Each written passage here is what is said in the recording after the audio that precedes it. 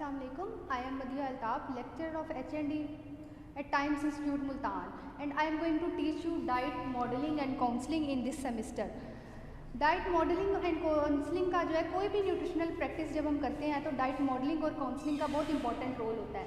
जब भी first of all आपके पास कोई भी क्लाइंट आया है या कोई डिजीज़ पेशेंट आया है तो सबसे पहले आप उसका असेसमेंट करते हैं, उसके इंटरव्यू के थ्रू आप उसकी पर्सनल इन्फॉर्मेशन लेंगे और आगे उसका सोशल बैकग्राउंड और फिर उसके बाद आप उसको असेस करेंगे। जब आप उसको असेस कर लेते हैं उसकी डिजीज़ को तो देन उसके बाद जो है वो इंटरवेंशन का स्टेप आता है।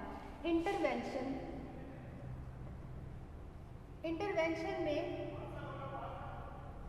सबसे पहले जो इम्पोर्टेंट कोई भी पेशेंट की इंटरवेंशन करने के लिए हमारे लिए काउंसलिंग जो है वो बहुत इम्पॉर्टेंट है। अगर हम किसी भी क्लाइंट की काउंसलिंग सही तरीके से नहीं करते तो डेफिनेटली क्लाइंट आपका सेटिस्फाइड नहीं होगा और आगे वो अपनी डाइटरी मॉडिफिकेशन या बिहेवियरल जो उसका लाइफस्टाइल मॉडिफिकेशन है वो नहीं करेगा, ना ही वो डाइट प्लान पर करेगा। सबसे पहले जो है वो जब हम मॉडलिंग या काउंसलिंग करते हैं तो हम क्लिनिकल प्रैक्टिस में जो है वो कुछ रूल्स एंड रेगुलेशन यूज़ करते हैं। किसी भी पेशेंट की काउंसलिंग के लिए हम क्लिनिकल सेटिंग में कुछ रूल्स डेवलप करते हैं जिसके थ्रू जो है वो हम अपने पेशेंट की जो है वो काउंसलिंग करेंगे। सबसे पहले क्या होता है, इंटरव्यू सेशन होता है। क्लिनिकल सेटिंग में जब आपके पास कोई क्लाइंट या डिजीज़ पर्सन आया तो सबसे पहले आप उसका इंटरव्यू लेंगे। इंटरव्यू में जो है आपने उसकी सारी फर्स्ट सेशन ही जो आपका इंटरव्यू होगा उसमें सारी उसकी जो बेसिक इन्फॉर्मेशन है, उसके सोशल इंटरेक्शंस हैं वो सारी, और उसकी असेसमेंट जो है वो इंटरव्यू सेशन में आ जाएगी। इंटरव्यू सेशन में तो हो जाता है असेसमेंट। असेसमेंट के लिए बेसिकली आप 4 स्टेप करते हैं। एक एंथ्रोपोमेट्री,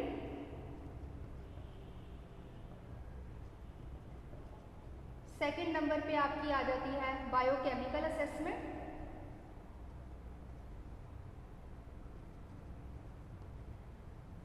थर्ड नंबर पे आपकी आ जाती है क्लिनिकल असेसमेंट, थर्ड पे आपकी आ जाती है dietary approach. First of all जब आप असेसमेंट कर रहे हैं, इंटरव्यू के लिए आया है कोई, आप उसकी हिस्ट्री ले लेंगे, उसकी डिजीज़ हिस्ट्री, उसकी मेडिकेशन जो वो यूज़ कर रहा है वो सारा हमारा पास हिस्ट्री में आ जाएगा। उसकी फैमिली में कितने फैमिली मेम्बर हैं, उसके सोशल इंटरेक्शंस क्या हैं, सोशल हैबिट्स क्या हैं, वो कितनी ईटिंग आउट करता है, वो सारा आप हिस्ट्री में ले लेंगे। देन असेसमेंट में जब आप आएंगे तो एंथ्रोपोमेट्री। एंथ्रोपोमेट्री आपकी बॉडी की मेजरमेंट्स होती है जिससे हमें आइडिया होता है कि वो किस कैटेगरी में फॉल कर रहा है। इसमें सबसे पहले आप हाइट, फिर वेट, फिर वेस्ट, फिर मिड अपर आर्म सर्कमफेरेंस,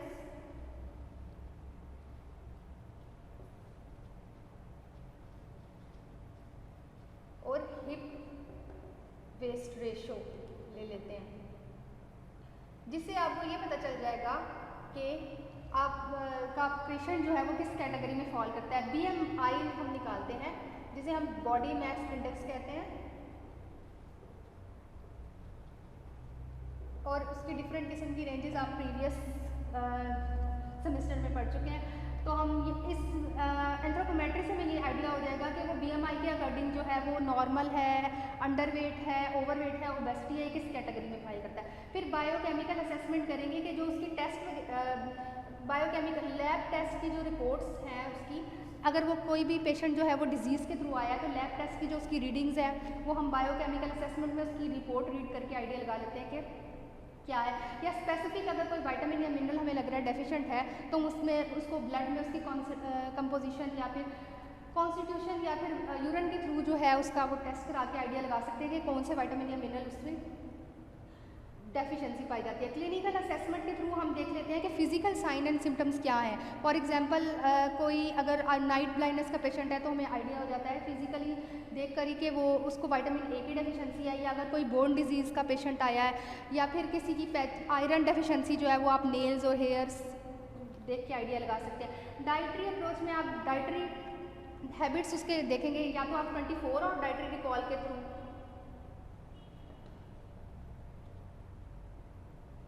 कि उसने 24 आवर में जो है प्रीवियस जो जो खाया होगा वो सब आप एक पेपर पे नोट डाउन कर सकते हैं, या फूड फ्रीक्वेंसी टेबल यूज़ कर सकते हैं और उससे पूछ सकते हैं कि वो कौन सी फूड कमोडिटी से एक मंथ में या एक वीक में कौन कौन सा जो है वो फूड ग्रुप अपनी डाइट में ले रहा है, कौन सा नहीं ले रहा है। इससे ये आइडिया हो जाएगा कि कौन कौन सा फूड ग्रुप प्रेजेंट है जो उसकी डिजीज़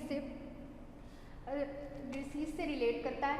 देन उसके बाद आप इंटरव्यूइंग में आप ये सारा इंटरव्यू सेटिंग में जो है आप उसकी टोटल असेसमेंट कर लेते हैं और उससे डाइटरी अप्रोच। फिर उसके बाद जब आप उसकी इंटरवेंशन की तरफ आएंगे तो सेकंड स्टेप आता है कि इंटरवेंशन में हमेशा 5 A's मेथड हम यूज़ करते हैं। सबसे पहले क्या है, असेस, सेकंड में है एडवाइस,